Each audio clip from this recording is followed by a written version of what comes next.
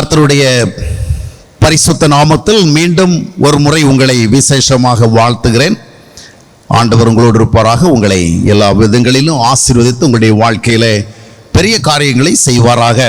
இன்றைய தினத்தில் இந்த நாளுக்குரிய சிந்தனைக்காக ஒரு தலைப்பை வைத்திருக்கிறோம்.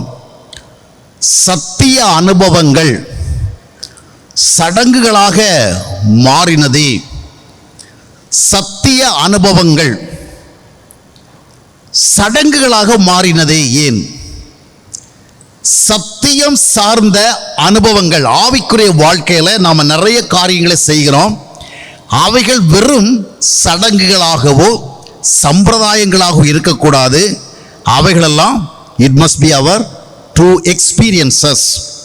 ஆவிக்குரிய வாழ்க்கையில சடங்கு ரீதியான சில காரியங்களை செய்வதல்ல, அவைகளை அனுபவங்களாக நாம செய்ய வேண்டும். இன்றைக்கு ஒரு கூட்டம் மக்கள் ஆண்டவர் தேடுகிறதே இல்லை, ஆண்டவருக்கு பிரியமானதை எதையும் செய்யறதுக்கு விரும்புறதே இல்லை. அவங்க எந்த பக்தியும் காட்டுறது கிடையாது. பக்திக்காக விசேஷமான எந்த விதமான ஒரு ஆக்டிவிட்டிஸ்க்குள்ள அவங்க போகிறது கிடையாது. அவர்கள் அவர்களுடைய வேலை, அவருடைய தொழில், அவருடைய அறிவு, அவருடைய ஞானம், அவர்களுடைய திட்டம், அவருடைய தீர்மானம், இந்த அடிப்படையில் போய்கொண்டிருப்பார்கள். அவர்கள் பக்தி என்ற பெயரில் விசேஷமாக எதையும் செய்கிறதில்லை. அதனால நாம அவர்களை குறித்து என்ன நினைக்க முடியும்? இவங்க எல்லாம் ஆண்டவருடைய ஆசீர்வாதங்களை பெறுவதற்கு அலட்சியமாக இருக்கிறாங்க, இவங்க எல்லாம் ஆண்டவருடைய நன்மைகளை பெறுவதற்கு தகுதி இல்லாமல் இருக்கிறாங்க, தேவனை தேடாத மக்களாக இருக்கிறாங்க, பக்தி இல்லாத சந்ததியாக இருக்கிறாங்க, கடவுள் மேல் ஒரு பக்தி இல்லாம ஒரு பயம் இல்லாம வாழ்றாங்க. அந்த மாதிரி நம்ம அவங்களை குறித்து சொல்லுவோம்.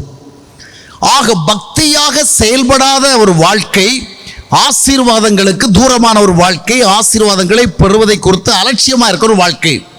அப்படியானால் பக்தியாக வாழ்கிற வாழ்க்கை சோ பிளஸட் ஒன், அப்படித்தானே? பக்தி இல்லாம வாழ்ற வாழ்க்கை இட்ஸ் a cursed life, ஒரு சபிக்கப்பட்ட வாழ்க்கை. அப்படின்னா பக்தியாக வாழ்கிற வாழ்க்கை ஆசீர்வாதமான வாழ்க்கை. ஆனா வேதாகமத்தில் நீங்க பல இடங்களில் பார்க்கும் பொழுது இஸ்ரவேல் ஜனங்கள் அதிகமாக கண்டிக்கப்பட்டது, விமர்சிக்கப்பட்டது, கடிந்து கொள்ளப்பட்டதெல்லாம் பல நேரங்களில் எதற்காக என்று சொன்னால் பக்தி இல்லாம இருந்ததுக்கு அல்ல, பக்தியாக இருந்ததுக்கு தான். பக்தியை வெளிப்படுத்தாம இருந்ததுனால அல்ல, பக்தியை வெளிப்படுத்துற விஷயத்துல தான். இன்றைக்கு கூட நம்ம ஒரு வேத பகுதியை வாசிக்க கேட்டோம். அந்த வேத பகுதி என்ன சொல்லுகிறது? உங்கள் பலிகளின் திரள் எனக்கு என்னத்திற்கு? உங்களுடைய பண்டிகை ஆசரிப்புகளை எனக்கு பிரியம் இல்லை, உங்களுடைய ஓய்வு நாள் ஆசரிப்புகள் எனக்கு பிரியம் கிடையாது, இனி வீணான காணிக்கை கொண்டு வர வேண்டாம், என்னுடைய சன்னதியில் நீங்க இந்த மாதிரி ஒரு விதமா பக்தியால நடந்துக்கணும்னு யார் உங்களுக்கு சொன்னது? இனி நீங்க என்னதான் ஜெபம் பண்ணாலும் நான் என்ன பண்ண மாட்டேன், கேட்க மாட்டேன். ஆக உங்களுடைய ஆசரிப்புகள், உங்களுடைய வழிபாடு இவையெல்லாம் பார்த்து பார்த்து சோர்ந்து போன எனக்கு மனம் வெறுத்து போய்விட்டது என்று ஆண்டவர் மிகுந்த அதிருப்தியோடு சோர்வோடு சொல்லுகிறார். இப்போ இங்கே நாம் பார்க்கும் பொழுது இந்த இஸ்ரவேல் யூத மக்கள் எதற்காக கடிந்து கொள்ளப்படுகிறார்கள்? அவர்கள் பக்தியாக பல காரியங்களை செய்கிறார்கள். They are doing so many things to please God.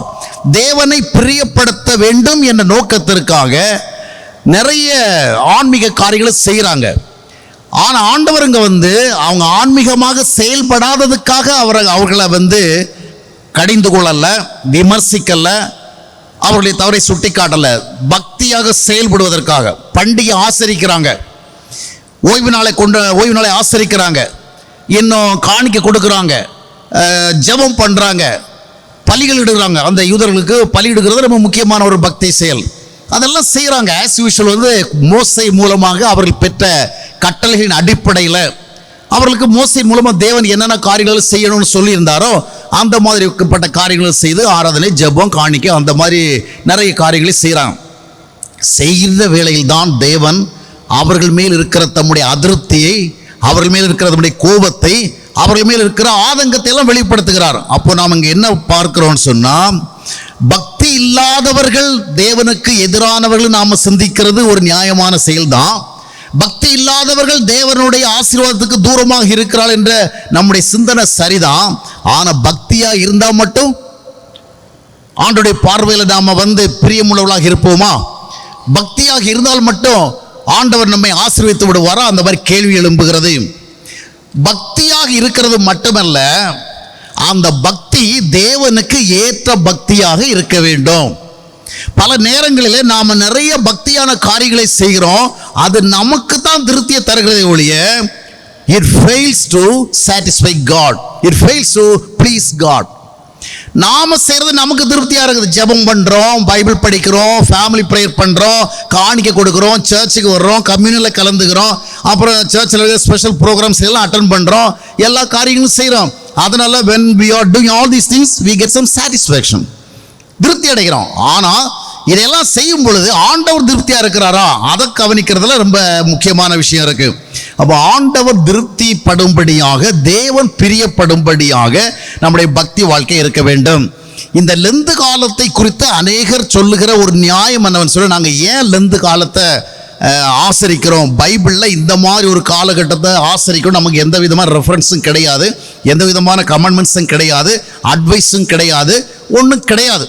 ஆனால் நம்ம வேற நிறைய காரியங்களை செய்யாமல் இருந்தாலும் அந்த லெந்து காலத்தை என்ன பண்ணுறோம், ஒரு 40க்கு அதிகமான நாட்கள், ஒரு 40-46 நாட்கள் என்ன பண்ணுறோம், பல விதங்களில் நாம் அதை ஆசரிக்கிறோம், அப்சர்வ் பண்ணுறோம். ரைட். அப்போ இப்போ ஏன் சிலர் கேட்பாங்க, எதுக்கு நீங்கள் லெந்து காலம் ஆசரிக்கிறீங்க, இப்படி ஒரு பக்தி சிஸ்டத்தை நீங்களே உருவாக்கி அதனுடைய அடிப்பில் செயல்பட்டு கொண்டிருக்கிறீங்களே, எதில் தவறாலும் இதில் தவறாமல் இருக்கிறீங்களே என்ன அப்படின்னு கேட்டால், அது ஒன்றும் இல்லை, நம்மை நாமே ஆராய்ந்து பார்க்கறதுக்கு நமக்கு ஒரு வாய்ப்பு இருக்கணும்.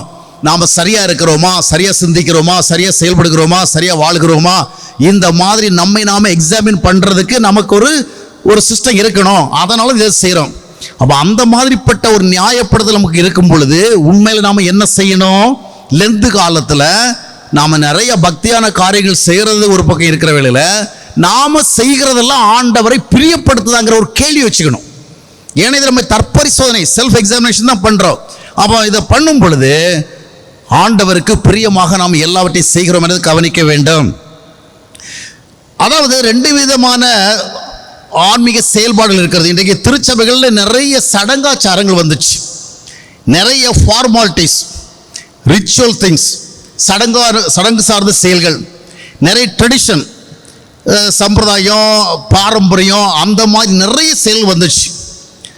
ஆனால் எல்லா சடங்குகளும் கூடாதவைகள் அல்ல. சில சடங்குகள் தவிர்க்க கூடாது. ஏன்னா இந்த சடங்கு என்ன சடங்குன்னா, சத்திய அனுபவங்களை நாம் என்ன பண்ணியிருக்கோம்னா காலப்போக்கில் சடங்குகளாக மாற்றிட்டோம். சில காரியங்கள் உண்மையிலே சடங்குகள் தான். இப்போ லெந்து காலம் என்பது கூட ஒரு கண்ணோட்டத்தில் பார்க்கும் பொழுது இது ஒரு சடங்காக இருக்குது, இது ஒரு சடங்கு, ஒரு ரிச்சுவல் ஆக்டிவிட்டியாக இருக்குது. இந்த மாதிரி குட் ஃப்ரைடேலாம் பண்ணுறோம், கிறிஸ்மஸ் எல்லாம் கிறிஸ்மஸ் பண்டிகைலாம் நிறைய பண்ணுறோம், ஹார்வெஸ்ட் ஃபெஸ்டிவல் நடத்துகிறோம். இதெல்லாம் நாம் உருவாக்கி கொண்டவைகள். ஆனால் அவசியம் நமக்கு இருக்க வேண்டும் என்று தேவன் எதிர்பார்க்கிற சில ஆவிக்குரிய அனுபவங்கள் இருக்கிறது. அந்த அவசியம் இருக்க வேண்டிய ஆவிக்குரிய அனுபவங்கள் இன்றைக்கு பார்க்கும் பொழுது பெரும்பாலான திருச்சபைகளில் சடங்குகளாக மாறிவிட்டது. அனுபவங்களாக ஆரம்பித்து சடங்குகளாக மாறிவிட்டது. ஆவியில் ஆரம்பித்து மாம்சத்தில் முடிகிறது என்று பைபிள் சொல்லுகிறது மாதிரி நிறைய விஷயங்கள் ஆவியில் ஆரம்பித்து இப்போ சடங்குகளாக மாறிவிட்டது. அதை குறித்த சில சடங்குகளை நம்ம பார்க்க போகிறோம்.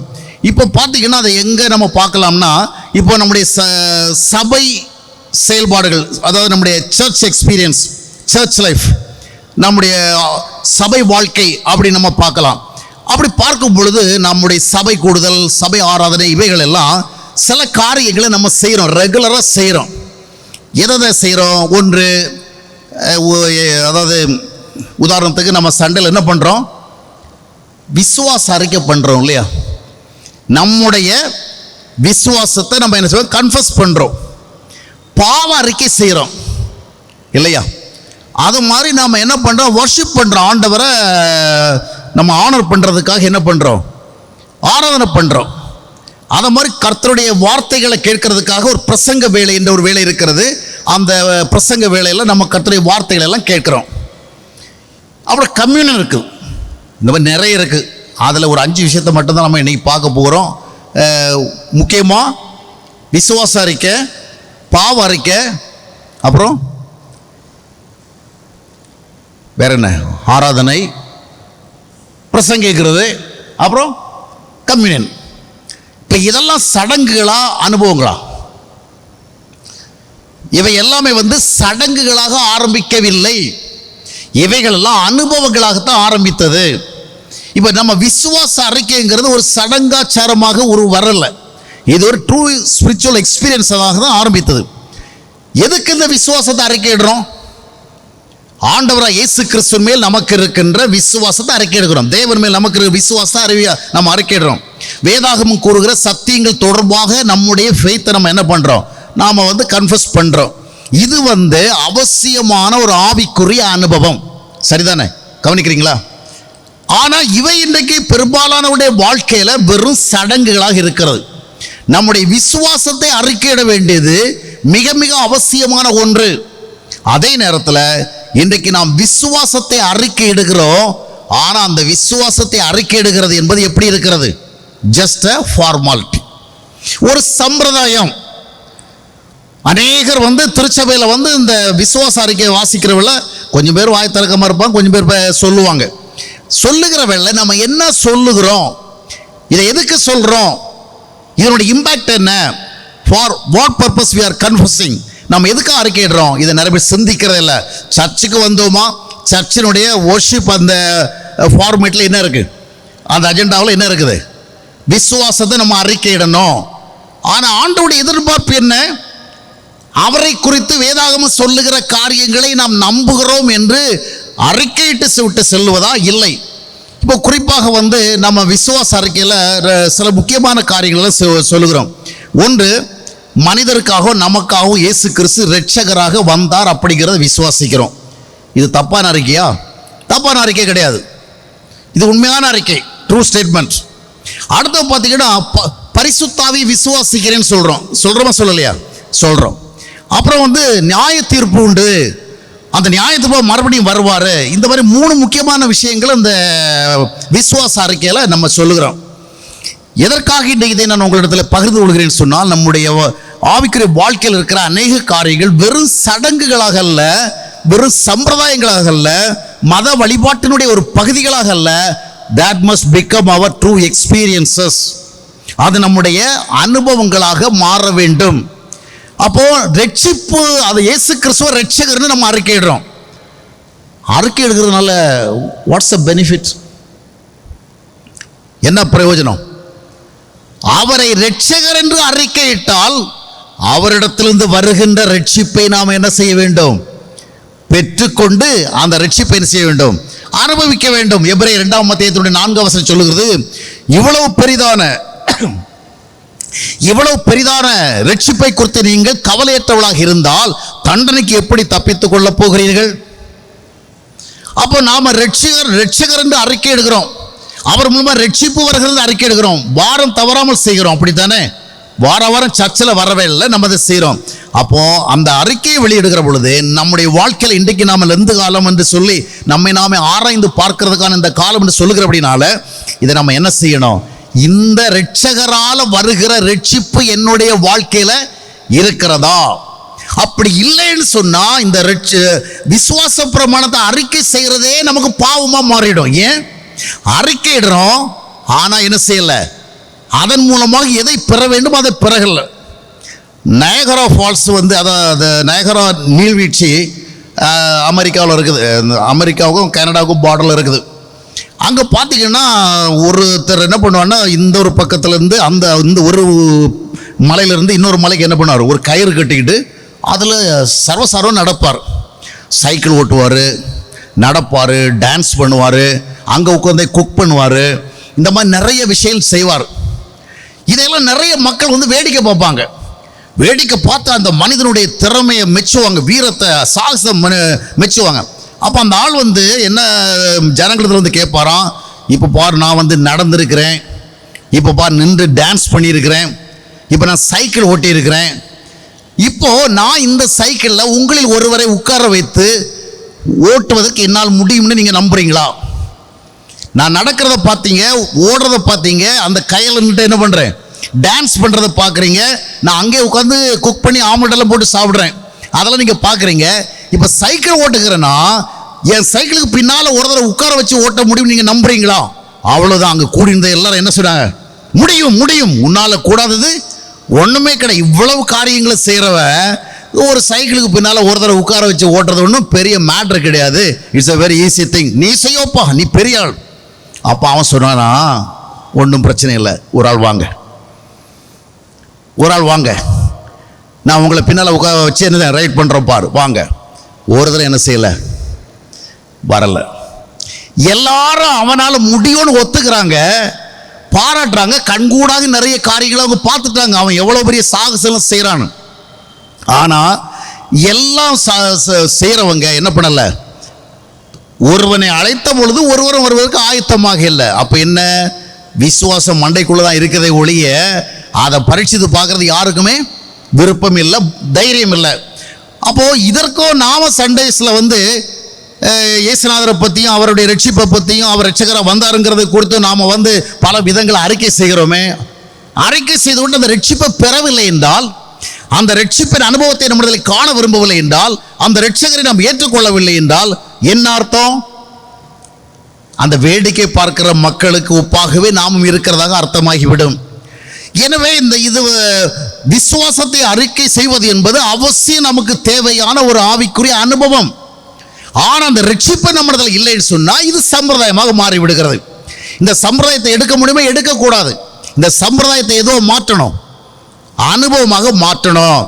ஆனால் அநேகர் இந்த விஷயத்தில் குளிருமின்றி அனலுமின்றி இருக்கிறதை பார்க்க முடிகிறது. என்னதான் பிரசங்கம் பண்ணாலும் சரி, லெந்து காலத்தில் ஆல் 7 weeks மீட்டிங் போட்டு இதுகளை குறித்து சொன்னாலும் சரி, நிறைய பேர் கச்சிதமாக உட்காந்து அதையும் ஒரு சம்பிரதாயமாக என்ன பண்ணிடுறது, கேட்க வேண்டிய விதமாக கேட்டுட்டு வழக்கமாக வாழ வேண்டிய விதமாகவே வாழ்ந்துகிறது.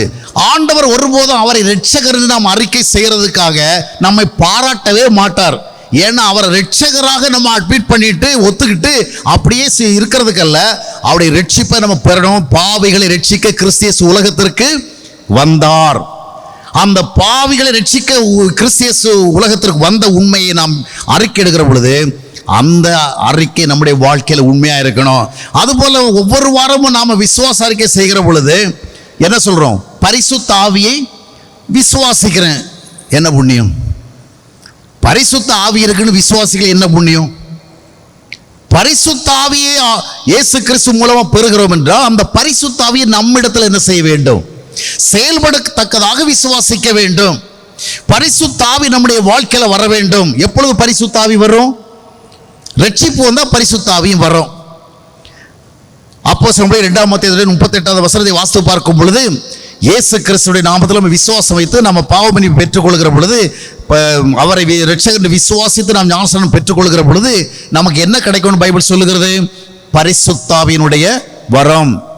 We will be given the gift of the Holy Spirit. பரிசுத்த ஆவியுடைய வரத்தை பெறுகிறோம். இன்னைக்கு நிறைய கிறிஸ்தவர்கள் கேட்டா, நீங்க யாரு? நாங்க கிறிஸ்தவங்க. உங்ககிட்ட பரிசுத்த ஆவி இருக்குதா?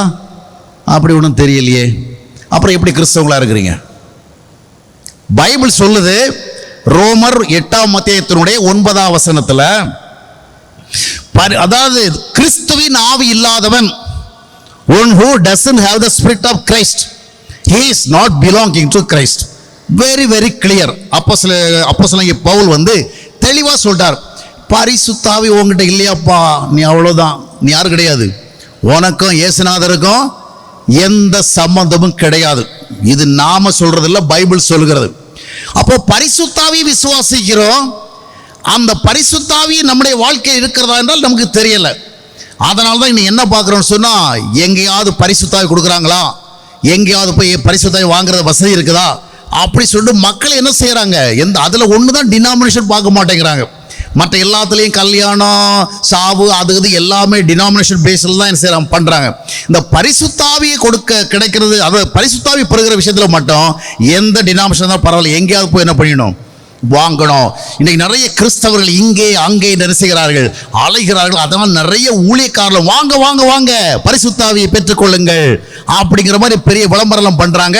அவங்க என்ன பண்ணுறாங்கன்னா, இப்போ கூட்டம் போட்டு அதுக்கு தனியாக சில பாடல்களும் பாடி ஜனங்களை உற்சாகப்படுத்தி விடுது. இப்பொழுது இறங்குகிறது இறங்குகிறது இறங்குகிறது, பெற்றுக்கொள்ளுங்கள் பெற்றுக்கொள்ளுங்கள் பெற்றுக்கொள்ளுங்கள். இந்த ஃபண்டமெண்டல்ஸ் எல்லாம் பைபிளில் இருக்குதா? இல்லை. ஒரு ஊழியக்காரர் எங்கேருந்து வருவார், அவர் வந்து பரிசுத்தாவியை எல்லாரும் மேலே என்ன செய்வார், பொழிவதற்கு ஜெபம் பண்ணுவார், உடனே பரிசுத்தாவி என்ன செய்யும், இறங்கும். அந்த மாதிரி பைபிள் சொல்லலை. இதை குறித்து பைபிள் ரொம்ப சிம்பிளா சொல்லுது. நீ இயேசு கிறிஸ்துவை ஏற்றுக்கொண்டால் also you will have the holy spirit. அதுதான் அடையாளம். எபேசியர் 1 அத்தியாயத்தினுடைய 13-14 வசனங்களை வாசித்து பார்க்கும் பொழுது, சத்தியத்தை, அதாவது சத்திய வசனத்தை நம்ம விசுவாசி ஏற்றுக்கொள்கிற பொழுது பரிசுத்தாவினாலே முத்திரையிடப்படுகிறோம். அப்போ இயேசு கிறிஸ்துவை ஏற்றுக்கொள்ளுகிறதின் மூலமாக பரிசுத்தாவை பெற்றுக்கொள்கிறோம். ஆனால் இன்று எத்தனை கிறிஸ்தவர்கள் நான் இயேசு கிறிஸ்துவை ஏற்றுக்கொண்டு பரிசுத்தாவையும் பெற்றிருக்கிறேன்? ரோமர் 8 சொல்லுகிற விதமாக பரிசுத்தம் நடத்தப்பட சொல்ல முடிகிறது. அறிக்கையிடுகிறோம், அறிக்கையிட்ட அந்த அனுபவம் நம்முடைய வாழ்க்கையில இல்லை. அப்போ நாம் அறிக்கையிடுகிற ஒவ்வொரு கடமும் ஆண்டவருடைய பார்வையில் ஏதோ மாறுகிறது. இட் இஸ் பிகமிங் எ சின். ஏன் அறிக்கையிடாத இருக்கிற பாவிகள் பரவாயில்ல, அவன் ஒண்ணுமே அதை பத்தி கண்டுக்கவே இல்லை, அவன் எந்த விதமான அறிக்கையும் இடலை. ஆனா நாம என்ன பண்றோம்? அறிக்கையிட்டு கொண்டு அந்த அனுபவத்தை பெறாமல் இருக்கணும். அதனால இன்றைக்கு இயேசுவை விசுவாசிக்காதவர்களை விட இயேசுவை விசுவாசிக்கிறவர்கள் தான் பெரிய பாவிகளாக தேவனால் பார்க்கப்படுகிறார்கள். ஏன்னா அறிக்கையிட்டு என்ன செய்யறது? அந்த அனுபவத்துக்குள்ள போகிறதே கிடையாது. இப்போ ஒருத்தர் சொல்றாரு, ஒரு நல்ல மருந்து இருக்குது, இந்த மருந்தை நீங்க சாப்பிட்டீங்கன்னா நல்ல ஹெல்த்தியா மாறிடுவீங்க, ரொம்ப ஸ்ட்ராங் ஆயிடுவீங்க, ரொம்ப உங்களுக்கு ஆரோக்கியம் பலன் எல்லாம் கிடைக்கும் அப்படின்னு ஒருத்தர் சொல்றாரு. நாம அப்படியே நம்புறோம். நம்பிக்கிட்டு அதை 4 பேருக்கு நாமளும் விளம்பரம் பண்றோம். அந்த மருந்து இருக்கு, சூப்பர் மருந்துங்க, அருமையான மருந்து, அதை மட்டும் வாங்கி சாப்பிட்டோம், நாம் அவ்வளோ ஆரோக்கியமா நல்ல பலனா ரொம்ப எனர்ஜெட்டிக்கா இருப்போம், ரொம்ப டைனமிக்கா நம்ம ஒர்க் பண்ணுவோம், அந்த மாதிரிலாம் சொல்லிட்டு ஒரு நாள் கூட அந்த மருந்தை நம்ம வாங்கலைன்னு சொன்னா இந்த மருந்துக்கு நாம கொடுக்குற விளம்பரத்துக்கு நம்முடைய வாழ்க்கைக்கு ஏதாவது சம்மந்தம் இருக்குதா? இல்லை. இப்போ நம்மில் அநேகர் பார்த்தீங்கன்னா இயேசுநாதரை பற்றி நிறைய பேருக்கு சொல்லணும் அப்படிங்கிறத ஒரு மத நல்ல செயலாக நினைக்கிறார்கள். அதாவது ஒரு நல்ல ஒரு ஸ்பிரிச்சுவாலிட்டியை நினைக்கிறாங்க. ஆனால் நிறைய பேருக்கு நம்ம சொல்லுகிறோம், அந்த சொல்லுகிற இயேசு கிறிஸ்து நம்முடைய வாழ்க்கையில என்ன பண்ணியிருக்கிறார்? To what extent we have changed by Christ. நாம இயேசு கிறிஸ்துவினால் என்ன மாற்றத்தை அடைந்திருக்கிறோம்? அதனால தான் நான் சொல்லுவேன், இயேசு கிறிஸ்துவினால் நீங்கள் மாற்றம் அடையவில்லை என்றால் நீங்கள் அதை குறித்து மற்றவர்களுக்கு சொல்வது தவறு. இயேசு கிறிஸ்து உங்களுடைய வாழ்க்கையை மாற்றுகிறார் என்பதை உங்களுடைய வாழ்க்கையின் மூலமாக நீங்கள் காண்பிக்கவில்லை என்றால் ஏதோ ஒரு மத கடமையாக, ஒரு மத செயலாக இதை மற்றவர்கள் சொல்வது தட்ஸ் ராங். 2 Corinthians 5 என்ன சொல்லுகிறது? ஒருவன் கிறிஸ்துக்குள்ளே இருந்தால் now he is a new creation, அவன் ஒரு புதிய சிருஷ்டியா இருக்கிறான். all old things went away, now in him everything is new. இப்போ அதுதான் நம்ம வாழ்க்கை இருக்கணும். நாம இயேசுநாதரை பத்தி 4 பேருக்கு சொல்றோம், சொன்னா என்னமோ நம்ம ஆண்டவருக்கு நல்ல காரியத்தை செஞ்சோமா நினைக்கிறோம்.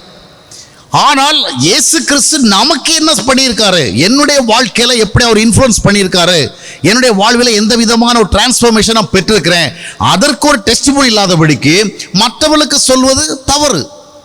நான் சாப்பிடாத ஒரு சாப்பாட்டை மற்றவங்களுக்கு சொல்றதுல என்ன அர்த்தம் இருக்கிறது? நான் வாங்காத ஒரு பொருளை மற்றவர்களுக்கு சொல்லி என்ன பிரயோஜனம்? அருமையானவர்களே, விசுவாச அறிக்கை என்ற பெயரிலே ரட்சிப்பை குறித்து அறிக்கையிடுகிறோம். அறிக்கையிடுகிற அநேக கிறிஸ்தவத்தில் ரட்சிப்பு இல்லை. ஆக இந்த அறிக்கை இடாமல் இருக்கிறதை விட இந்த அறிக்கை இடுவது பாவம் மாறுகிறது. அப்ப என்ன பண்ணலாம்?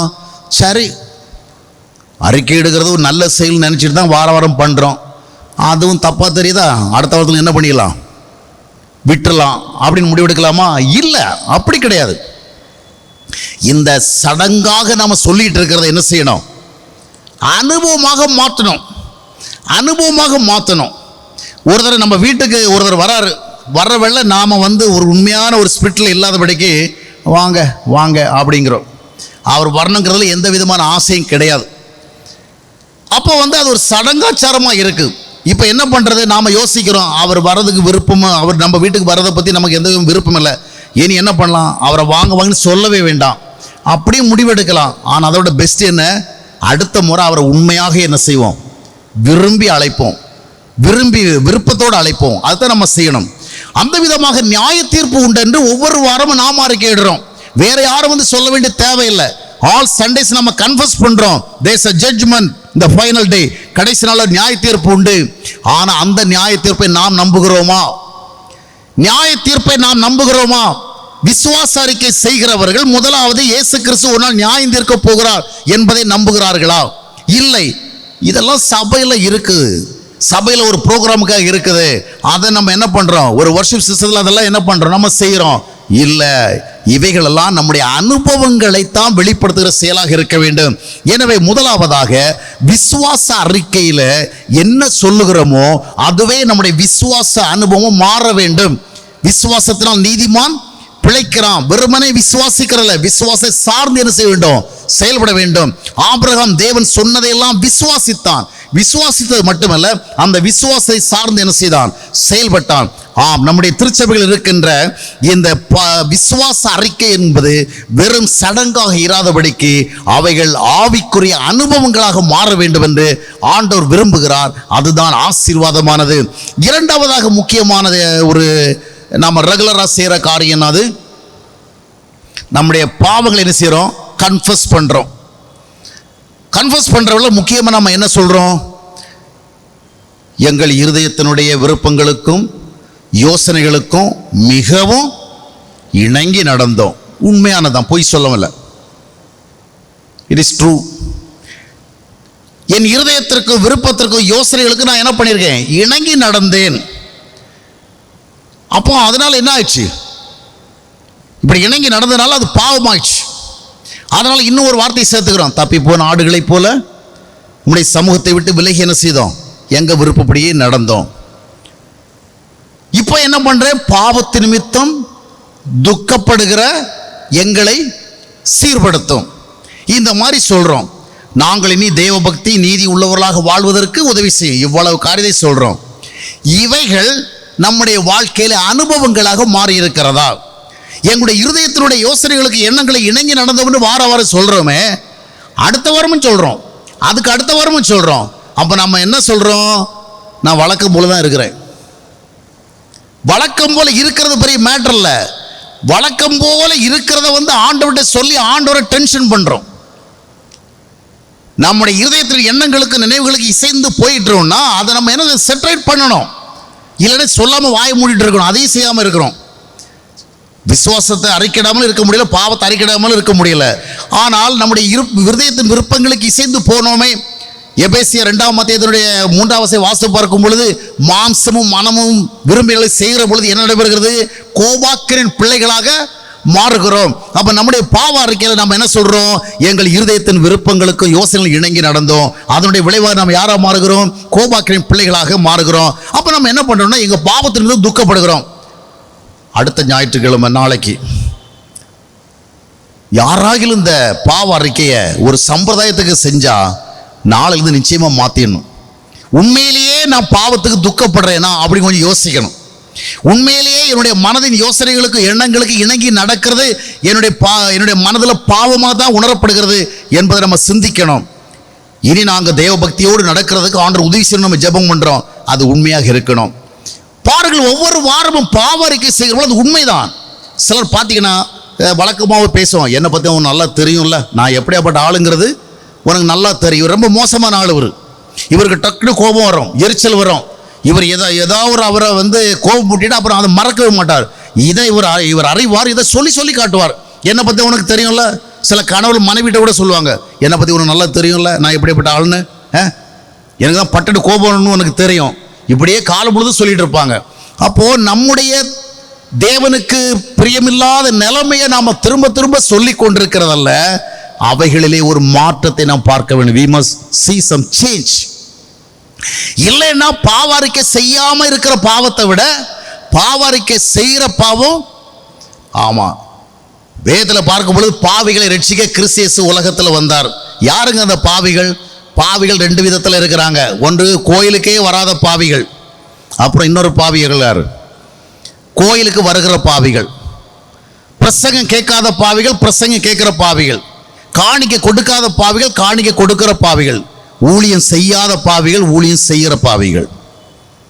இந்த மாதிரி எல்லா லெவல்ஸையும் இருக்கிறாங்க. செய்யாம இருக்கிறதும் பாவமா மாறுகிறது, செய்கிறதும் பாவமா மாறுகிறது. ஆமருமையார்களே, பாவ அறிக்கை செய்கிறோமே, அந்த பாவ அறிக்கை நம்முடைய வாழ்க்கையில் உண்மையாக இருக்கிறதா? ஒரு டாக்டர் காலையில் பிரேக்ஃபாஸ்ட் சாப்பிட்ற வேளை திடீர்னு அவருக்கு சிரிப்பு வந்துச்சு. திடீர் சிரிப்பு வந்துச்சு.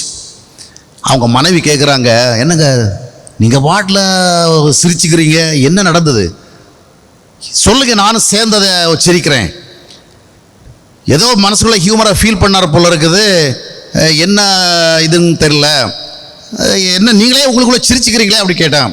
அது அவர் சொன்னார், ஒன்றும் இல்லை, என்னுடைய கிளினிக்கு ஒரு தான் வாரம் வரான், வந்து அங்கே வலிக்குங்கிறான், இங்கே வலிக்கிறான், பின்னால் வலிக்குது, முன்னால் வலிக்குது, வலது பக்கம் வலிக்குது, இடது பக்கம் வலிக்குது, கை வலிக்குது, கால் வலிக்குது, எல்லாம் சொல்கிறான்.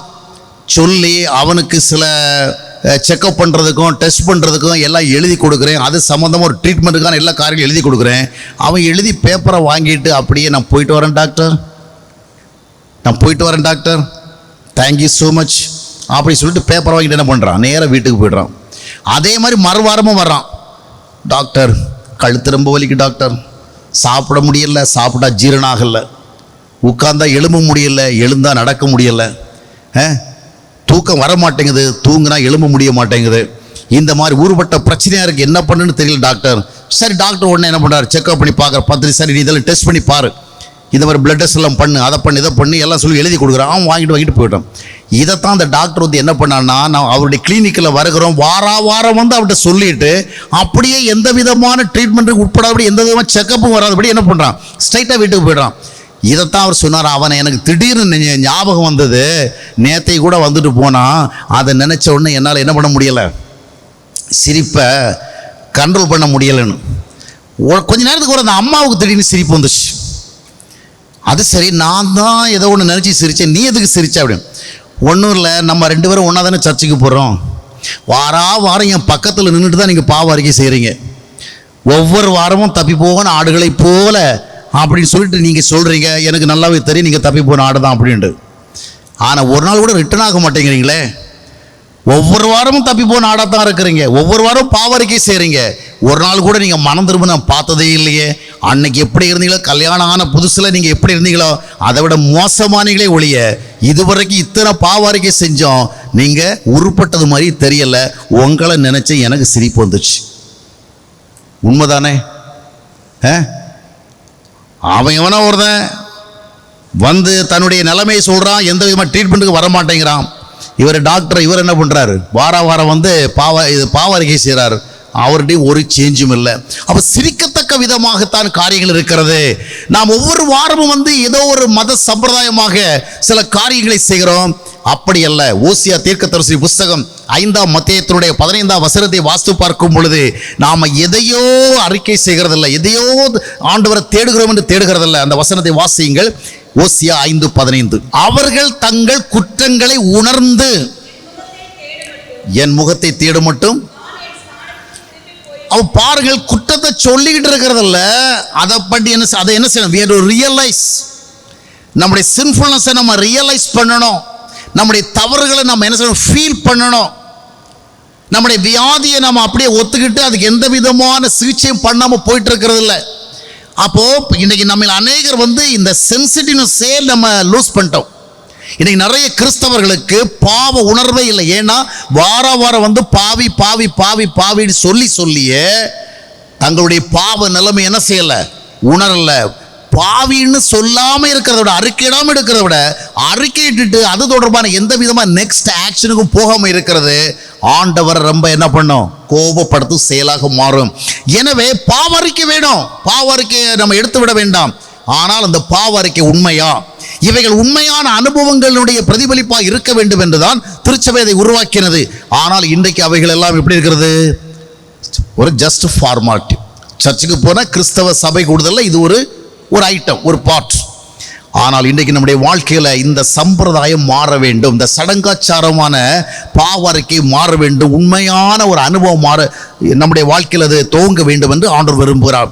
நெக்ஸ்ட் என்ன பார்த்தீங்கன்னா, நம்ம வாரம் வந்து என்ன பண்ணுறோம், சண்டேஸில்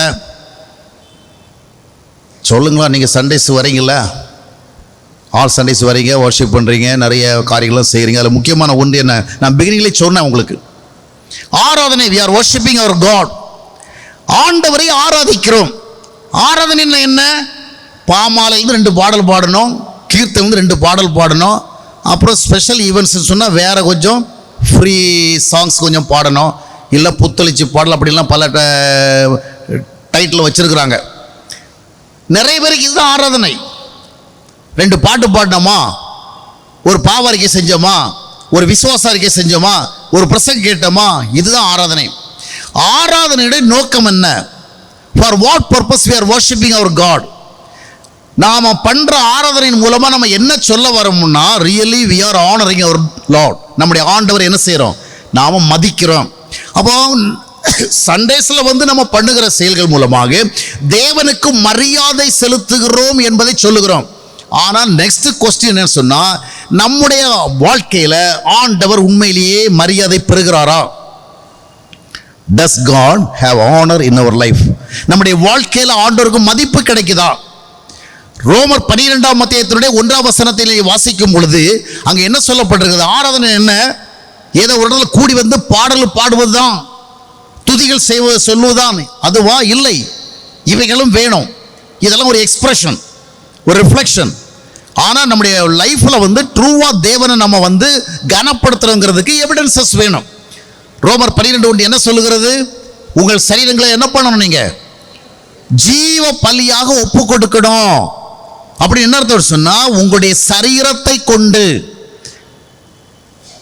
1 கொரிந்தியர் 6ஆம் அத்தியாயத்தினுடைய கடைசி வசனத்தை வாசித்து பார்க்கும்போது, உங்களுடைய சரீரத்தினால் ஆவியினால் என்ன பண்ணணும்?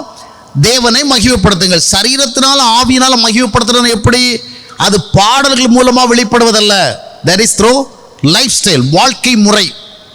அதைத்தான் ரோமர் 12:1 சொல்றாரு. இதுதான் புத்தி உள்ள, it's a true worship, meaningful service, meaningful worship. இன்னைக்கு கிறிஸ்தவ மக்கள் மத்தியில் பார்த்தீங்கன்னா ஆராதனைன்னா என்ன? பாடல் தான். பல டினாமினேஷன்ஸ் இருக்குது. சில இடங்கள்ல அமைதியா பாடுவாங்க, சில இடத்துல ரொம்ப ஆரவாரமா பாடுவாங்க, சில இடங்கள்ல ரொம்ப ஆடி பாடி பாடுவாங்க, குதித்து கொண்டாடி பாடுவாங்க. ஆக இன்னைக்கு நிறைய கிறிஸ்தவர்கள் மத்தியில் இருக்கிற ஒரு ராங் ஐடியா என்னன்னு சொன்னா, ஆண்டவர் ஆனர் பண்றதுன்னு என்ன, ஆண்டவருக்கு மரியாதை கொடுக்கணும் என்ன, பாட்டு பாடுறது. அவர் என்ன பாடல் ரசிகர். அவர் அப்படியே உட்கார்ந்துருப்பார். நாம பாடல் பாடுறதை பார்த்து என்ன பண்ணுவார்? அதை என்ஜாய் பண்ணுவார். எனவே அவரை பாடல் ரசிகர் நினைத்துக் கொண்டு இன்றைக்கு கிறிஸ்தவ உலகம் பாடல்களைத்தான் அதிகமாக உருவாக்கி கொண்டிருக்கிறது. அது காலப்போக்கில் என்னவா மாறுகிறது? கிறிஸ்தவர்கள் பாடகர்களை ரசிக்கிற ரசிகர்களாக மாறிவிட்டார்கள், பாடகிகளை ரசிக்கிற ரசிகர்களாக மாறிவிட்டார்கள். நீ நிறைய யூடியூப்லாம் வருது. அந்த பாடல்கள் மூலமா தேவன் மகிமைப்படுகிறாரோ இல்லையோ, பாடுகிறவங்களை ஜனங்கள் ரசிக்கிறாங்க. அது ஆளாக இருந்தாலும் சரி, பொண்ணாக இருந்தாலும் சரி, அந்த அம்மாவாக இருந்தாலும் சரி, அந்த ஐயாவாக இருந்தாலும் சரி, பாடி வருகிற விதங்கள், அந்த ஒவ்வொரு பாடல்களுக்கும் தாங்கள் அணிந்து கொள்கிற ஒப்பனைகள், வெளிப்படுத்துகிற விதங்கள், இதெல்லாம் என்ன பண்ணுறாங்க? ஜனங்கள் என்ன பண்ணுறாங்கன்னா ஒரு சினிமா பார்க்குற மாதிரி பார்க்குறாங்க. அதனால தான் யூடியூப்லலாம் பார்த்தீங்கன்னா பெரும்பாலும் அந்த வர்ஷிப் சாங்ஸ் சொன்னால் அது லேக்ஸ் கணக்கில் நிறைய பேர் பார்த்து ட்ரெண்ட் ஆகிடும். ஆனால் ஒரு கன்ஸ்ட்ரக்டிவான ஒரு ஸ்பிரிச்சுவல் மெசேஜ் நிறைய பேர் என்ன பண்ண மாட்டாங்க, அதை சீண்டியே பார்க்க மாட்டாங்க, பக்கத்துலேயே வர மாட்டாங்க. யாராவது ஒரு பாடல் போட்டால் உடனே ஓடி வருவாங்க. ஏன்னா ஒரு காலத்தில் பாடல் மட்டும் இருந்தது, இப்பொழுது பாடலை மட்டும் ரசிக்கல, பாடகரையும் ரசிக்கிறோம், பாடகியும் ரசிக்கிறோம். அதனால பாடகரும் பாடகிகளும் இப்படி எப்படி வருகிறாங்கன்னா, ரசிக்க தக்க விதமாக சினிமா ஆக்டர்ஸ் மாதிரி, சினி ஆக்டர்ஸ் மாதிரி வராங்க. அதைத்தான் என்ன ப்ரோமாவை போடுறாங்க, விளம்பரம் பண்ணுறாங்க. அதனால பாடல் மூலமாக தேவன் மகிமைப்படுகிறாரோ இல்லையோ, இவங்களுக்கு பொழுதுபோக்கு கிடைக்குது. பாடகிகளையும் பாடகர்களையும் பார்த்து பொழுதுபோக்கு கிடைக்குது. அதுக்கு நிறைய சர்ச்சஸில் பார்த்தீங்கன்னா ஆடுவோம், கொண்டாடுவோம், கூத்தாடுவோம், இதுதான். ஆண்டவர் முன்னாடி பாட்டு கேட்டு உட்காந்துருந்தாரு, இப்போ பாடலோடு என்ன பண்ணுறோம்? நடனங்கள், ஆடுவோம், கொண்டாடுவோம் சொல்லி. பாவம் தாவீது, அவர் என்ன பாவம் செஞ்சாரோ தெரியல, அவர் பேரை வரை இழுத்து விட்டு நாங்கள்லாம் எதுக்காக ஆடுறோம் தெரியுமா? சும்மா ஒன்றும் கிடையாது. எதுக்காக? தாவீதை போல நடனமாடி அப்பாவை ஸ்தோத்தரிப்போம். ஆனால் தாவீதை போல நடனமாடி இந்த மாதிரி ஸ்தோத்திரம் பண்ணுங்க அப்படின்னு உங்களுக்கு பைபிள் எங்கேயா இருக்குதா? இல்லை. இன்றைக்கு நாம தேவனை எப்படி மகிமைப்படுத்தணும்? பவுலோ, பேதுருவோ, யோவானோ உண்மையிலேயே தாவீதை போல நடனமாடி தான் தேவனை ஸ்தோத்திரிக்கணுங்கிறது தேவனுடைய சித்தமாக இருந்தால் இயேசு கிறிஸ்து டான்ஸ் பண்ணியிருக்கணும், 12 சீடர்களையும் ஆட விட்டுருக்கணும். நமக்கு அந்த மாதிரி எங்கேயுமே ஒரு இன்ஃபர்மேஷன் இல்லை, இல்லையா? எந்த மாதிரி ரெஃபரன்ஸும் இல்லை. ஏன்னா இந்த பாடி ஆடி நடனம் பண்ணுவதன் மூலமாகத்தான் தேவன் மகிமைப்படுகிறான்னு சொன்னால் அதற்கு நமக்கு ஒரு முன்மாதிரி இருக்கணும். நமக்கு முன்மாதிரி யார் தான்? நமக்கு ஜெபத்துக்கு முன்மாதிரி இயேசு கிறிஸ்து தான், கீழ்ப்படிவுக்கு முன்மாதிரி இயேசு கிறிஸ்து தான், வாழ்க்கை முறைக்கு முன்மாதிரி இயேசு கிறிஸ்து தான், தேவனை மகிமைப்படுத்துறதுக்கு முன்மாதிரி இயேசு கிறிஸ்து தான். அப்போது தாவீதை போல நடனமாடுவதுதான் நம்முடைய ஆவிக்குரிய வாழ்க்கையினுடைய சரியான தேவனை மகிமைப்படுத்தும் விதமாக இருந்திருந்தால் இயேசுநாதரும் நல்ல டான்ஸராக தான் இருந்திருக்கணும். அப்போஸ்தலன் பவுல் நல்ல டான்ஸராக தான் இருந்திருக்கணும். ஆக நிலைமைகள் இன்றைக்கு எங்கேயோ சென்று விட்டது. இன்றைக்கு நிறைய விஷயங்கள் ஒரு சடங்கு. நம்ம ஆராதனை பண்றோம், பாடல் பாடுறோம், நிறைய விஷயங்கள் இதை செஞ்சுட்டு நம்ம என்ன பண்றோம், ஒரு சர்ச்சுக்கு இது போன்ற காரியம் செய்து விட்டு நம்ம என்ன பண்ணோம், நான் தேவனை மகிமைப்படுத்திட்டேன். ஆனால் நம்முடைய வாழ்க்கையில தேவன் மகிமைப்படுகிறாரா? நீங்க பைபிளை நல்லா கவனிச்சு பார்த்தீங்கன்னு சொன்னா 2 முக்கியமான இடங்கள்ல தான் தேவன் மகிமைப்படும் சம்பந்தமா தெளிவாக சொல்லப்பட்டிருக்கிறது புதிய ஏற்பாடுல. ஒன்று யோவான் 15ஆம் அத்தியாயத்தினுடைய 8ஆம் வசனம். யோவான் 15:8 அங்க என்ன சொல்லப்பட்டிருக்கிறது, நீங்கள் என்னிலே நிலைத்திருக்கணும். அதுக்கு முந்தின வசனத்துல எல்லாம் சொல்றாரு, நீங்கள் மிகுந்த கனிகள் கொடுக்கணும். நீங்க நிறைய பாட்டு பாடுறது இல்ல, பாடுங்கள், நன்றாக பாடுங்கள். நானும் பாடல் நிறைய பாடுகிறேன். நான் இப்போ கூட பாடல் பாடிதான் பிரசங்கமே ஆரம்பிச்சேன். நான் அதெல்லாம் வேண்டான்னு சொல்றதில்லை. ஆனால் ஆராதனை என்பது தேவனை மகிமைப்படுத்துவது, தேவனை கனப்படுத்துவது. தேவனுக்கு நம்முடைய வாழ்க்கையில் என்ன செய்யறோம், ஃபர்ஸ்ட் இம்பார்ட்டன்ஸ் கொடுக்கிறோம். அது ஒரு சர்ச்சில் நம்ம கொஞ்ச நேரம் செய்கிறதுல அதில் ரிஃப்ளெக்ட் ஆகிறதில்ல.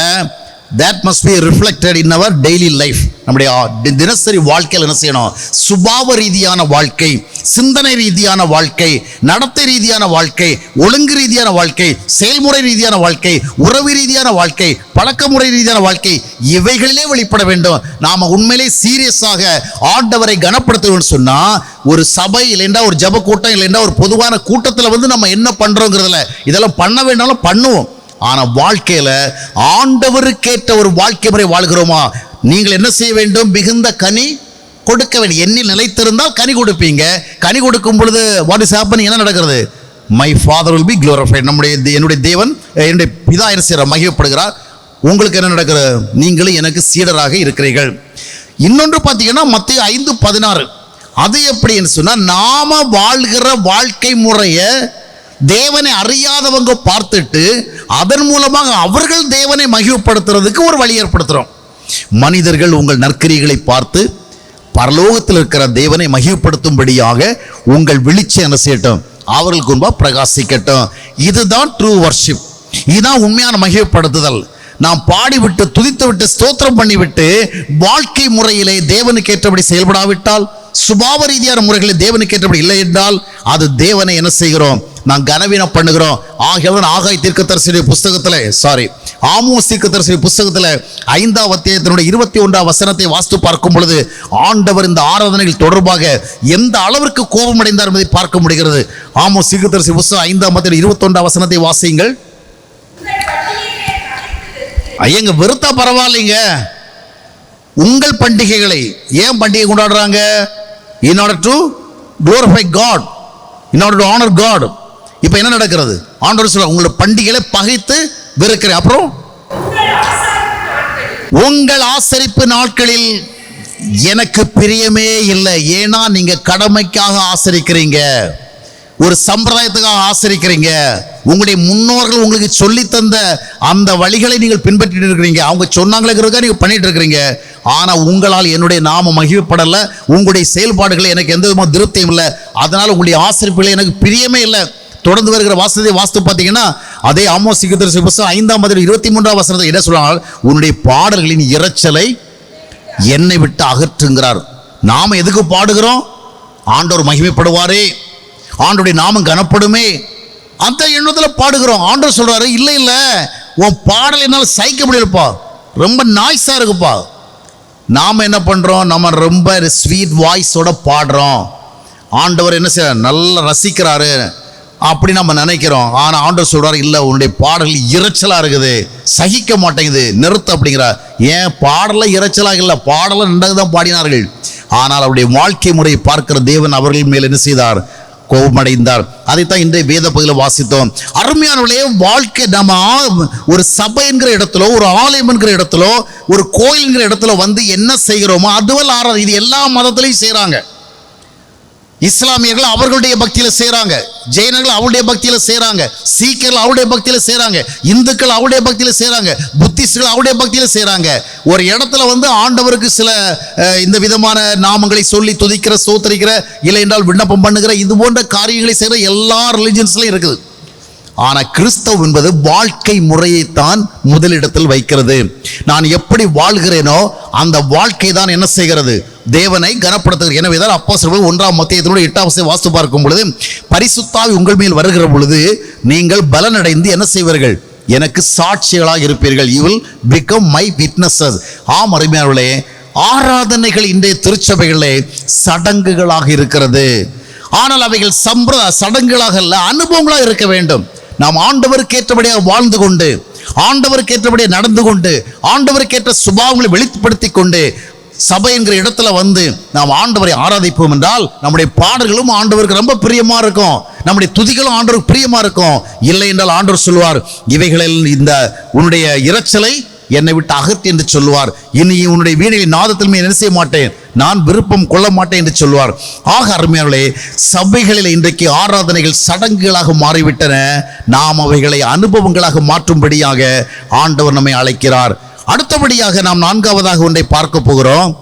4வதாக பார்க்கும் பொழுது இன்றைக்கு நம்முடைய திருச்சபைகளில் முக்கியமான ஆராதனையினுடைய ஒரு பார்ட் என்னன்னு சொன்னா செர்மன், மெசேஜ்னு சொல்றோம். கர்த்தருடைய வார்த்தை, கர்த்தருடைய தூது, அப்படிலாம் நம்ம டிஃப்ரெண்ட் டைப்ல நம்ம சொல்றோம், ரைட்? இன்றைக்கு நம்முடைய சபைகளிலே போதனைகள், பிரசங்கங்கள் சடங்குகளாக இருக்கிறதா, அனுபவங்களாக இருக்கிறதா? சடங்கு என்றால் என்ன? கேட்கிறோம், கேட்டுட்டு அப்படியே போகிறோம். அனுபவம் என்றால் என்ன?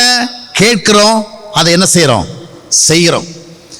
லூக்கா 6 மத்தேயுவினுடைய 46 வசனத்தை வாசித்து பார்க்கும் பொழுது ஆண்டவர் சொன்னாரு, என்னை நீங்கள் ஆண்டவரே ஆண்டவரே என்று சொல்லுகிறீர்கள். you are calling me as Lord and Lord, but you are not doing what I am saying. நான் என்ன சொல்றேனோ அதை செய்கிறது இல்லை. அங்கு ஆண்டவரே ஆண்டவரே என்று சொல்லியும் நான் சொல்லுகிறபடி நீங்கள் செய்கிறது இல்லையே. அப்ப சம்பிரதாயத்துக்காக கேட்கிறாங்க, அவர் சொல்றதை என்ன செய்யறது இல்லை, கேட்கறது இல்லை. இன்னைக்கு நாம் வாரம் பிரசங்கள் கேட்கிறோமே, பிரசங்கங்களுடைய நோக்கங்கள் என்ன, போதனைகளுடைய நோக்கங்கள் என்ன, உபதேசங்களுடைய நோக்கங்கள் என்ன? நமக்கு நிறைய காரியங்கள் சொல்லப்படுகிறது, இதனுடைய பர்பஸ் என்ன? இன்னைக்கு நாம் அப்படியே கேட்கிறோம், கேட்டுவிட்டு எந்த விதமான மாற்றம் இல்லாமல் செல்லுகிற மக்கள் ஏராளமாக இருக்கிறார்கள். சில நேரங்களில் ஜனங்கள் பிரசங்களை கேட்கும் பொழுது உண்மையிலேயே விரும்பி கேட்கறது போல் தான் இருக்கிறது. நான் துவக்க காலத்துல எல்லாம் பார்க்கும் பொழுது, நான் சிலவில் பிரசங்கம் பண்ணும் பொழுது அந்த பிரசங்கத்தை கேட்கிறவங்கள்ட்ட ஏற்படுகிற எக்ஸ்பிரஷன்ஸ் எல்லாம் கொஞ்சம் கவனிப்பேன். எனக்கு ரொம்ப சந்தோஷமா இருக்கும். நம்ம பிரசங்கத்தை நல்லா கேட்குறாங்க. சிலர் ரொம்ப உணர்வோடு கேட்பாங்க, ரொம்ப தலை அசைத்து கேட்பாங்க. சில இடங்களில் போகும் பொழுது இவங்க தலை எப்பவுமே அசைஞ்சிட்டே இருக்கும். ஒவ்வொரு வசனம் சொல்ற வேலையும், ஒவ்வொரு விஷயம் சொல்ற நல்ல தலை அசைப்பான். எல்லாம் தலையசைக்கிறதும் முகபாவனை காட்டுறதுமா இருக்கும். ஆனால் எத்தனையோ பிரசங்களை கேட்டோம், அவருடைய வாழ்க்கையில ஒரு மாற்றமும் இல்லாத நான் பார்த்தேன். அதற்கு பிறகு தான் எனக்கு புரிஞ்சுது, நம்ம பிரசங்கத்தை எல்லாம் ரொம்ப டீப் இன்ட்ரெஸ்டோட கேட்கறதுனால நாம ஏமாந்துடக்கூடாது. இவங்க எல்லாம் உண்மையிலேயே நல்லா இன்டேக் பண்ணிட்டு தான் கேட்டுருக்கிறாங்க. இல்லை, அநேகருக்கு இது ஒரு கடமை. லெந்து காலங்களில் எல்லா சண்டேஸ், எல்லா வீக்லேயும், அது எஸ்பெஷலி ஃப்ரைடே, அந்த மாதிரிப்பட்ட நேரங்களில் நிறைய பிரசங்கம் பண்ணுவாங்க. நாம பக்தியாக உட்கார்ந்து என்ன செய்யணும், கேட்கணும். பக்தியாக கேட்கறது இல்லைங்க, பக்திக்காக கேட்கணும். பக்தியாக கேட்கறதுனா எப்படின்னா, வந்தோம் உட்காந்து கேட்டோம் போகிறோம், அவ்வளோதான். நிறைய பேர் பார்த்தீங்கன்னா எல்லாத்தையும் நம்ம குறிப்பெல்லாம் எடுக்கிறோம். நிறைய பேர் எடுக்கிற குறிப்பு எடுக்கிற இடத்துக்கு அவ்வளோதான், எடுக்கிற இடத்தோடு சரி, அப்புறம் திரும்பி கூட பார்க்கறதில்ல. ஆக எதற்காக பிரசங்கம் கேட்கிறோம், எதற்காக போதனை கேட்கிறோம்? நான் கடந்த வருஷம் ஒரு குறிப்பிட்ட திருச்சபைக்கு போனேன். அந்த திருச்சபையில் பார்த்தீங்கன்னா 46 நாட்களும் பிரசங்க கேட்டு உணர்ச்சி மண்டலமே வேலை செய்யாம போச்சு. கிறிஸ்தவர்கள் பிரசங்களை கேட்டு என்ன செய்யணும், they have become insensitive. ஏன்னா நம்ம ஒன்றை கேட்டு அதன்படி செய்தாதான் அது ஒரு அனுபவமா இருக்கும். கேட்டு அப்படி இருக்கும்போது என்ன ஆயிடும், இந்த மசால் வடை, மெது வடை, பக்கோடாலாம் போடுற இடத்துல பார்த்துருக்கீங்களா? பரோட்டா செய்கிற இடத்துல பார்த்துருக்கிறீங்களா? பார்த்துருப்பீங்க. நீங்கள் பார்த்த மாதிரியும் தெரில, பார்க்காத மாதிரியும் தெரில, ஒரு இன்ப துன்பம் இல்லாமல் இருக்கிறீங்க. அவன் பார்த்தீங்கன்னா மசால் வடை போடுவான், இல்லை சிக்கன் 65 போடுவான். அவ்வளோ சுட எண்ணெயிலிருந்து அந்த ஒரு கரண்டியால் எடுப்பான் பாரு, கையால் என்ன பண்ணுவான், நசுக்குவான், வெந்திருக்கு தான் பார்ப்பான், அவனுக்கு ஒன்றுமே செய்யாது. அப்புறம் பார்த்து பரோட்டா அடிக்கிற இடத்துல பார்த்தீங்கன்னா அப்படி சுட அந்த கல்லிருந்து பரோட்டா எடுத்து என்ன பண்ணுவான், ரொம்ப சாஃப்டாக நம்மளை ஏமாத்துறதுக்கு என்ன பண்ணுவான்னா, சாப்பிட்ட செய்கிறத விட்டு இப்படி என்ன பண்ண ஹார்டாக செஞ்சு கையால் என்ன பண்ணுவான், அடின்னு அடித்து நம்மளை வந்து இது பண்ணுவான். அவன் கையில் சுட மாட்டேங்குது. ஏன் தெரியுமா? திரும்ப திரும்ப அந்த சுட சுட இருக்கிற எண்ணெயை தொட்டு தொட்டு தொட்டு தொட்டு ஏதோ மாதிரி மரத்து போச்சு. இந்த யூடியூப்பில் கூட அந்த மாதிரி நான் ஒரு சில இதெல்லாம் பார்த்துருக்கேன். கையாலே எண்ணெய்க்குள்ளே கை விடுறான். அதாவது கை என்ன பண்ண அப்படி எண்ணெய்க்குள்ளே விடுறான். ஒன்றும் செய்ய மாட்டேன். ஏன்னா சுட்டு சுட்டு சுட்டு சுட்டு என்ன ஆகி போச்சு, மரத்து போச்சு. மெதுவடை பக்கவடா போடுறவனுக்கு மட்டுமல்ல, நிறைய கிறிஸ்தவங்களுக்கு தான் நடந்து போச்சு. எப்படி? பிரசங்கம் கேட்டு கேட்டு கேட்டு கேட்டு கேட்டு ஒரு பிரயோஜனமும் இல்லாமல் போச்சு. ஒரு பிரசங்கம் கேட்டாலும் உருப்படியாக கேட்கணுங்க. ஒரு பிரசங்கம் கேட்டாலும் சரி உருப்படியாக கேட்கணும், பின்பற்றதுக்காக கேட்கணும், வாழ்க்கை முறையாக்கிறத கேட்கணும். எசேக்கியேல் தீர்க்கதரிசி புத்தகம் 33ஆம் அத்தியாயத்தினுடைய 32 வசனங்களை வாசித்து பார்த்தீங்கன்னா அங்கே ஒரு விஷயம் சொல்லப்பட்டிருக்கும். இந்த எசேக்கியேல் வந்து நிறைய பேசிட்டு இருக்கிறார். பேசியிருக்கிறோம், ஜனங்கள் கேட்டு இருக்கிறாங்க. அவருக்கு ரொம்ப சந்தோஷம், ஜனங்களெல்லாம் ரொம்ப உற்சாகமாக பக்தியோட கேட்குறாங்களே அப்படின்னு. ஆனால் ஆண்டவர் ஒரு நாள் எசேக்கியேல் தீர்க்கதரிசி கூப்பிட்டு சொன்னார், பாரு இவங்க எல்லாம் வந்து ரொம்ப சீரியஸாக வார்த்தை கேட்கறதுனால நீ மனசில் எதையும் நினச்சிடாத, நம்ம பிரசங்க நல்லா வேலை செய்யனாலும் நினச்சிட போகிற. அப்படி என்ன சொன்னார் பாருங்கள். அந்த 31ஆம் வசனத்தை வாசியுங்கள். ஜனங்கள் கூடி வருகிற வழக்கம் அவர்களுடைய ஒரு வழக்கமான செல்வி ஆஸ் யூஷுவல். ஆனாலும் அவர்கள் அதன்படி செய்யறதில்ல. தொடர்ந்து வருகிற வசனங்களை பார்த்தீங்கன்னு சொன்னா அவங்க வந்து இந்த மியூசிக் கச்சேரியில பாடல் கேட்டு ரசிக்கிறாங்களா அது மாதிரி கேட்குறாங்களே ஒழிய நீ என்ன பிரசங்கம் பண்ணுவோ அதை கேட்டுட்டு அதன்படி வாழ்றதுக்கு அல்ல. அருமையானவர்களே, இன்றைக்கு அநேக திருச்சபைகளில் கிறிஸ்தவ மத்தியில் பிரசங்கங்கள் என்பது வெறும் சடங்குகளாக மாறிவிட்டது. எனக்கே ஒரு காலகட்டத்தில் திருச்சபைகள் அழைக்கின்ற பொழுது போகிறதுக்கு ஆர்வம் இல்லாமல் போச்சு. ஏன்னா எல்லாம் சம்பிரதாயமாக மாறி போச்சு. ஏதோ ஒரு கடமைக்கு வருகிறது கேட்கறது. இதற்காக நாம் 3 நாள் பிரசங்கம் பண்ணுறதுக்கு 5 நாள் செலவு செய்யணும், ட்ராவல் பண்ணி வரணும், இரவு பகலும் அதுக்காக ப்ரிப்பேர் பண்ணணும். அவ்வளோ பிரயாசத்தோடு வந்தால் நிறைய திருச்சபைகளை போய் பிரசங்கம் பண்ணி ஒரு வேலையும் நடக்கலை, ஒரு ரிசல்ட்டும் இல்லை. என்ன கிறிஸ்தவ மத்தியில் ஆறுதலாக ஒரு வார்த்தை சொல்லுவான், என்றைக்காவது ஒரு நாள் ஏதாவது ஒரு ஆத்துமாவை தொடாமலாம் போயிடும். இந்த ஒரே ஒரு ஆறுதல் வார்த்தை இருக்கிறதுனால நம்ம தொடர்ந்து என்ன செய்ய வேண்டியிருக்கிறது, ஊழியம் செய்ய வேண்டியிருக்கிறது. ஆனால் அநேகரிடத்தில் இருக்கிற ஒரு யதார்த்தமான நிலைமை என்னவென்றால் வார்த்தைகளை கேட்டு கேட்டு உணர்வை இழந்து விட்டார்கள். ஆனால் ஆண்டவர் பேசுவது நாம கேட்டு அதன்படி வாழ்வதற்கு ஆண்டவராக இயேசு கிறிஸ்துவை ஏற்றுக்கொண்டிருந்தால், ஆண்டவராக இயேசு கிறிஸ்துவை ஏற்றுக்கொண்டு பரிசுத்த ஆவியை பெற்றிருந்தால் நாம நிச்சயமாக கேட்கிற ஒவ்வொரு வார்த்தையும் என்ன செய்வோம், செயல்படுத்தும். ஏன்னா சத்திய ஆவியானவர் ஒருவருக்குள்ளே வருகிற பொழுது சகல சத்தியத்திற்கு நடத்துவர்கள் அவளை வழி நடத்துவார்.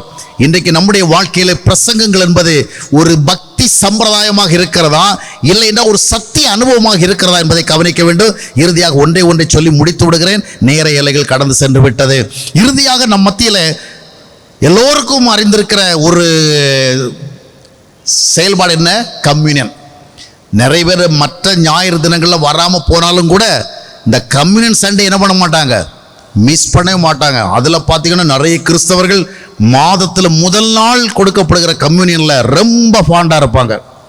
அன்றைக்கு 1ஆம் தேதி காலையில் வந்து கம்யூனியன் குடிச்சிட்டா, கம்யூனியன் எடுத்துட்டா, அந்த ரசத்தை குடிச்சு அந்த அப்பத்தை சாப்பிட்டா ஒரு பெரிய திருப்தி. ஆனால் எதற்காக கம்யூனியன் எடுக்கிறோம்? கம்யூனியனுடைய நோக்கம் என்ன? திருவிருந்தலுடைய நோக்கம் என்ன? லார்ட்ஸ் டேபிள் சொல்றோம், கம்யூனியன் சொல்றோம். என்ன நோக்கம்? நீ அப்பத்தை சாப்பிட்டா அப்படியே ஆசீர்வாதம் உள்ள வரும்னு ஆண்டவர் சொன்னாரா? இல்லை ரசத்தை குடிச்சுட்டா எல்லாம் உள்ள வந்துடும் சொன்னாரா? இல்லை. நாம சாப்பிட்ற அப்போ ஒரு அடையாளம் தான், அதில் ஒரு சக்தியும் கிடையாது, ஒரு வல்லமையும் கிடையாது. அதை சாப்பிட்றதுனால நமக்கு ஒன்றும் கெமிக்கல் சேஞ்ச் ஆகி ஒன்றும் நடக்காது. ஒரு அடையாளத்துக்கு. எதற்காக? இயேசு கிறிஸ்து தம்முடைய சரீரத்தை நமக்காக உடைக்க கொடுத்து நம்மோடு ஒரு உடன்படிக்கை ஏற்படுத்தினார், புதிய உடன்படிக்கை. அதைத்தான் ஆண்டவர் சொன்னார். இந்த புதிய உடன்படிக்கைக்கு புதிய உடன்படிக்கை நீங்கள் என்ன செய்ய வேண்டும், நினைவு கூற வேண்டும். என்னை நினைக்கும்படியாக இதை செய்யுங்கள். அந்த உடன்படிக்கையாகத்தான் என்னுடைய இரத்தம் சிந்தப்பட்டது என்று சொன்னார். அருமையில் இன்றைக்கு நம்ம கம்யூனியன் எடுக்கிறோம், கர்த்தருடைய பந்தி ஆயத்தமாக இருக்குது அப்படி சொன்னோன்னு நம்ம லைன்லாம் வந்துடுறோம், கியூ வைக்கிறோம். ஆனால் எதற்கு கம்யூனியன்? ரட்சிக்கப்பட்டவர்களுக்கு மட்டும்தாங்க கம்யூனியன். ஆண்டவரை ஏற்றுக்கொண்டவர்களுக்கு மட்டும்தான் கம்யூனியன், மற்றவர்களுக்கெல்லாம் சம்பிரதாயம். ஒருவர் நான் ஆண்டவரை ஏற்றுக்கொண்டேன், அதை நினைவுகூற விதமாக கம்யூனியன் எடுக்கிறேன், அதுதான் எக்ஸ்பீரியன்ஸ். நான் ஆண்டவரோட உடன்படிக்கை செய்து நான் அவருக்கு பிள்ளையாக இருக்கிறேன். புதிய உடன்படிக்கை என்ன? தேவன் நம்முடைய தந்தை, நான் அவருடைய பிள்ளை.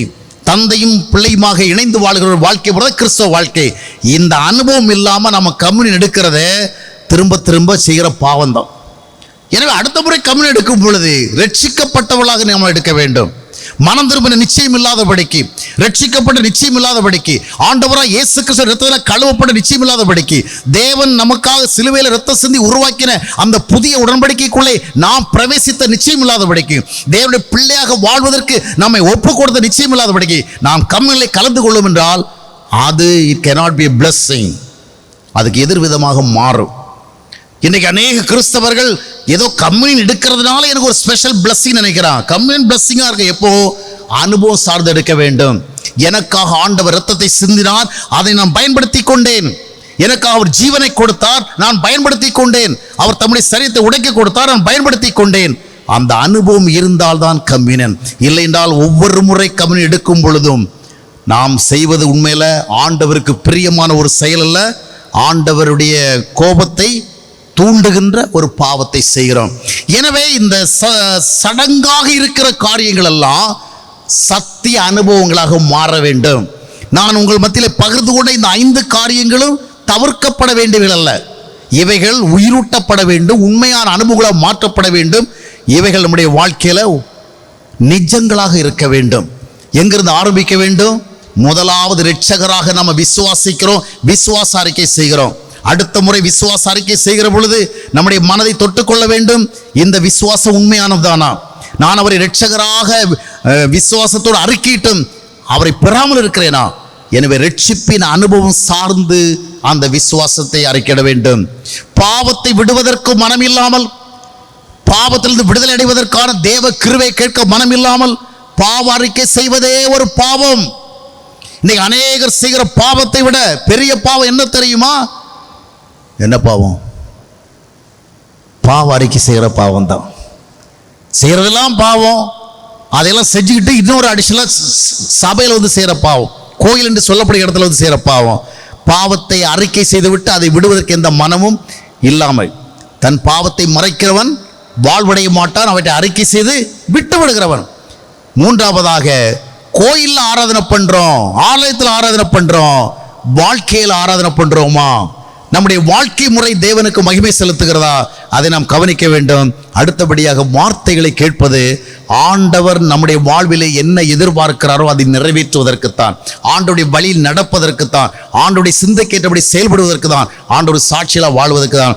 அந்த அனுபவங்கள் இல்லாதபடியே நாம் போதனை கேட்டால் அது வெறும் சடங்குகளாக இருக்கும். எல்லாவற்றுக்கும் மேலாக நாம் திருவிருந்தில் பங்கு கொள்ளுகிற பொழுதும், கர்த்தருடைய பந்தியில் கலந்து கொள்ளுகிற பொழுதும் கர்த்தருக்கும் நமக்கும் நிச்சயமான ஒரு தொடர்பு இருக்க வேண்டும். எனவேதான் 1 கொரிந்தியர் 11ஆம் அத்தியாயத்தினுடைய 28ஆம் வசனத்தில் அப்போஸ்தலன் பவுல் சொல்லுகிற பொழுது, எந்த மனிதனும் தன்னைத்தானே சோதித்தறிந்ததில் கலந்து கொள்ளணும். நான் யார்? எனக்கும் தேவனுக்கு என்ன தொடர்பு? ஆண்டவருக்கும் எனக்கும் எவ்விதமான உறவு ஏற்பட்டிருக்கிறது? ஆண்டவரால் எந்த மாற்றத்தை அடைந்திருக்கிறேன் என்ற விதமாக தன்னை பரிசோதனை செய்து பார்த்து என்ன செய்ய வேண்டும்? அந்த கம்யூனிக்குள்ளே நுழைய வேண்டும், கர்த்தருடைய பந்திக்குள் நுழைய வேண்டும். எனவே இந்த 5 சடங்குகளும் நம்முடைய வாழ்விலை சத்திய அனுபவங்களாக மாற வேண்டும். இவைகளெல்லாம் சத்திய அனுபவங்கள் தான். காலப்போக்கிலே சடங்குகளாக மாறிவிட்டது. அவைகளை மறுபடியும் சத்திய அனுபவங்களாக மாற்ற ஆண்டவர் விரும்புகிறார். அதற்காகவே நம்ம அழைக்கிறார். கண்களை மூடி நாம் ஆண்டவருடைய சமூகத்தில் நம்முடைய தனிப்பட்ட வாழ்க்கையில இவைகள் அனுபவங்களாக இருக்கிறதா, வெறும் சடங்குகளாக இருக்கிறதா? இவைகளெல்லாம் வெறும் சடங்குகளாக நம்மில் யாராவது ஒருவருடைய வாழ்வில் இருக்கும் என்றால் இன்றைக்கு நாம் அதற்காக ஆண்டவரிடத்தில் மனம் வருந்த வேண்டும். ஆண்டவரே, நான் விசுவாச அறிக்கை செய்கிறேன், நான் பாவ அறிக்கை செய்கிறேன், ஆனால் நான் எதை விசுவாசிக்கிறோம் அதை என்னுடைய வாழ்விலே அனுபவிக்கவில்லையே. உம்மை இரட்சகராக விசுவாசிக்கிறேன், ஆனால் உம்முடைய ரட்சிப்பை பெறவில்லையே. என் பாவங்களை ஒத்துக்கொள்கிறேன், அந்த பாவத்தை விட்டுவிடும்படியான தேவ கிருபை நான் கேட்கவில்லையே. ஆலயத்தில் உம்மை ஆராதிக்கிறேன், ஆனால் என் வாழ்க்கையிலே நான் உம்மை கனப்படுத்தவில்லையே. வேத வசனங்களை கேட்கிறேன், போதனைகளை கேட்கிறேன், ஒரு பக்திக்காக கேட்கிறேன், ஆனால் அதன்படி வாழ்வதற்கு என்னை ஒப்புக் கொடுக்கவில்லையே. கர்த்தருடைய பந்தியை நான் விசேஷமாக எண்ணுகிறேன், ஆனால் எதற்காக உம்முடைய இரத்தம் சிந்தப்பட்டதோ அதை நான் பயன்படுத்தவில்லையே. நாம் அவ்விதமாக உணர்ந்து இன்றைக்கு ஆண்டவருக்கு நம்மை ஒப்புக் கொடுக்க ஆண்டவர் நம்மை அழைக்கிறார். ஒரு நிமிடம் நம்முடைய நிலைமை எதுவாக இருக்கிறது? இவைகளெல்லாம் சடங்குகளாக இருக்கிறதா, சத்திய அனுபவங்களாக இருக்கிறதா? இவைகள் சடங்குகளாக அல்ல, சத்திய அனுபவங்களாக இருப்பதற்காகத்தான் கர்த்தராகிய இயேசு கிறிஸ்து சிலுவையிலே தம்முடைய இரத்தத்தை சிந்தினார். அந்த அனுபவத்தை நமக்குள்ளே உறுதிப்படுத்திக் கொள்ளுமா? கண்களை மூடி நாம் செபிக்கலாம். எங்களை நேசிக்கிற அன்பின் ஆண்டவரே, இந்த நாளிலும் எங்களுக்கு ஞாபகமூட்டின உம்முடைய வார்த்தைகளுக்காக நன்றி செலுத்துகிறோம்.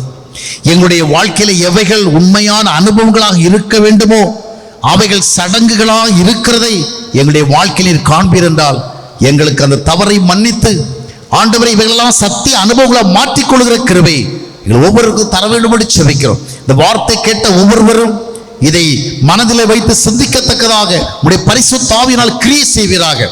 மனம் திரும்பின மக்களாக, ரட்சிப்பின் அனுபவம் பெற்ற மக்களாக, கர்த்தருடைய ஆவியினால் நடத்தப்படுகிற மக்களாக, தேவனோடு உடன்படிக்கை செய்து அப்பா பிதாவை என்ற உறவுடன் வாழ்கிற மக்களாக வாழ்வதற்கு தங்களை அர்ப்பணிக்கும்படியாக நீர் அவர்களை வழி நடத்துவீராக. இனியும் மனம் திரும்பாத ஒரு வாழ்க்கை வாழாமல், ரட்சிப்பு இல்லாத ஒரு வாழ்க்கை வாழாமல், கடமைக்கு ஆராதனை செய்கிற ஒரு வாழ்க்கையை வாழாமல், உண்மையாக உண்மை தங்களுடைய வாழ்க்கையில பெற்றுக்கொண்டு உமக்கென்று வாழ்ந்து தங்களுடைய வாழ்க்கையை ஆசீர்வாதமாக்கி கொள்ள ஆண்டவர் உதவி. ஒவ்வொருவரையும் ஆசீர்வதியும், ஒவ்வொருடைய வாழ்விலும் நன்மையான காரியங்களை செய்வீராக. ஒவ்வொருடைய வாழ்வின் தேவைகளை சந்திப்பீராக. சமாதானத்தை சந்தோஷத்தையும் கொடுப்பீராக. ஒவ்வொருடைய வாழ்வின் சூழலுக்கு மத்தியிலே ஆண்டவர் விசேஷமான கிரியை செய்வீராக. அனைவருக்கும் போதுமானவராக இருப்பீராக. வழி நடத்தி செல்வீராக. ஆண்டவராய் இயேசு கிறிஸ்து நாமத்தில் ஜெபிக்கிறோம் நல்ல பிதாவே, ஆமென். அன்பானவர்களே, ஜீவ நீரோடை யூடியூப் சேனலை சப்ஸ்கிரைப் செய்திடுங்கள். சப்ஸ்கிரைப் பட்டனை கிளிக் செய்து பெல் சின்னத்தையும் கிளிக் செய்து தினமும் புத்தம் புதிய தேவ செய்திகளை உடனுக்குடன் பெற்றிடுங்கள்.